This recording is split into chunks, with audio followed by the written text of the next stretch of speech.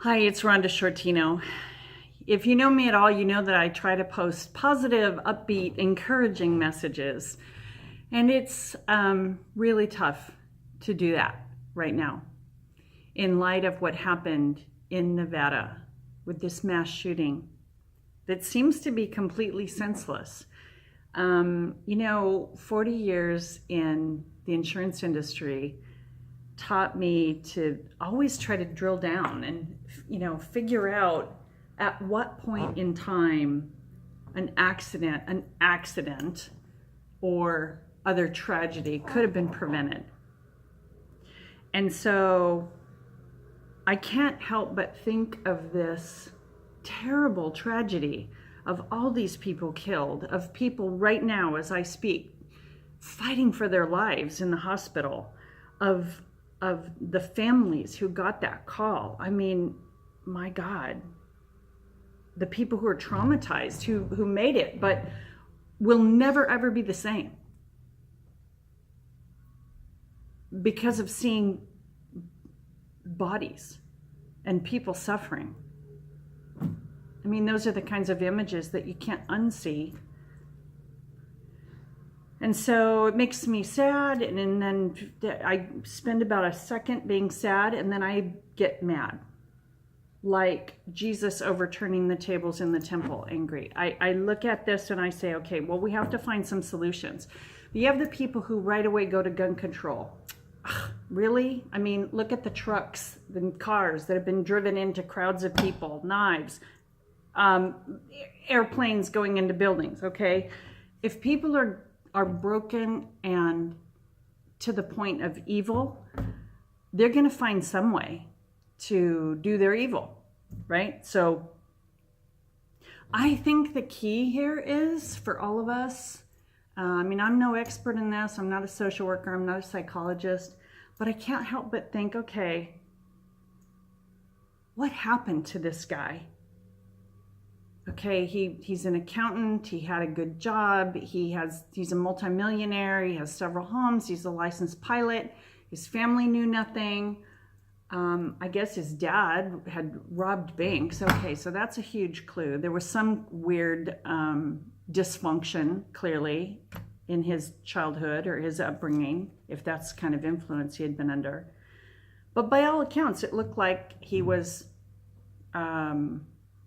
on the surface anyway, exterior, an average person. I didn't say normal. Not quite sure what normal is anymore. So what happened? When did he break? And at what point in his life, if we step back through the milestones of this guy's life, do we find where evil got in? Where he was hurt, wounded so badly, broken somehow. And I don't want to spend a lot of time on this guy. I'd rather be talking about the wonderful people who just shifted into action, the first responders, that they set aside whatever they're dealing with, whatever aches and pains they have, whatever's going on in their lives, they just instantly shut that down and go into action. I wrote about that in my book, Successful Survivors, the 8 characteristics of successful survivors, because that's one of them. That ability to just shift into gear, to save people, to do good in the world. That's priceless. I'd rather talk about those people and the average people who, threw themselves over others, who were willing, showed the courage. That's another one of those characteristics. People who threw themselves over people, other people, younger or more vulnerable, in an effort to protect them. That is courage that is seldom found. But in order to prevent tragedies in the future, we have no choice but to look at this guy and try to step back through his life and figure out what happened. And when we know that, when we know what happened to him,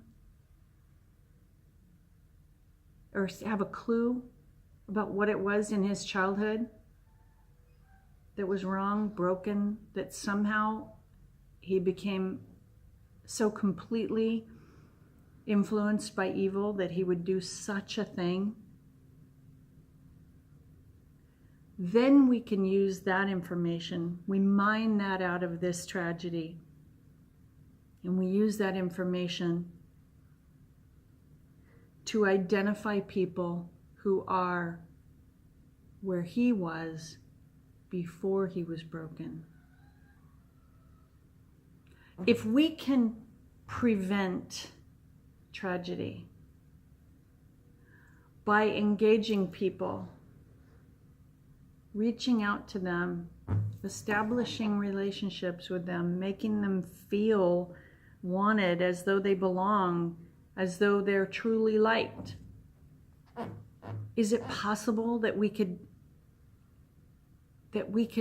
keep someone from turning into an angry, wounded person who's capable of such evil?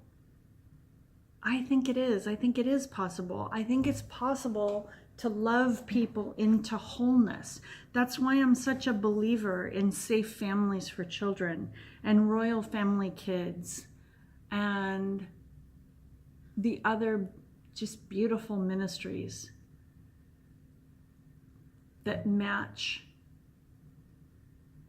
vulnerable kids who have been hurt with people who truly care about them and want to help them to make right choices and behave well and create a good life for themselves.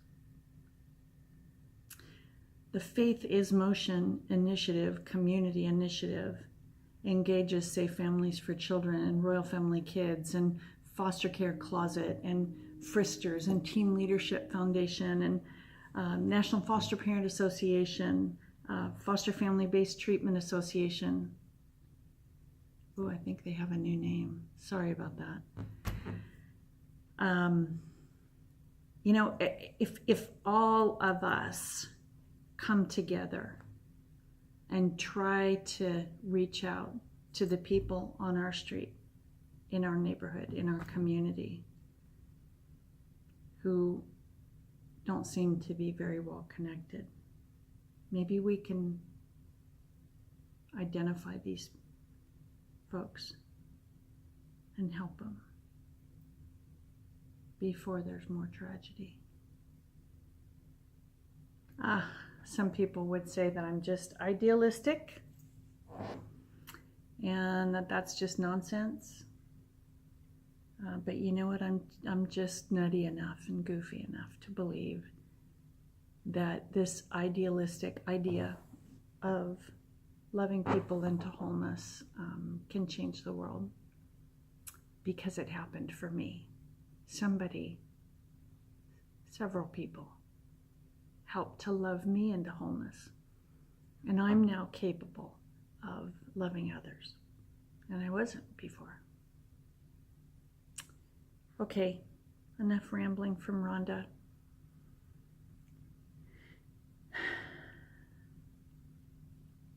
Let's go out and try to be kind to ourselves and to others.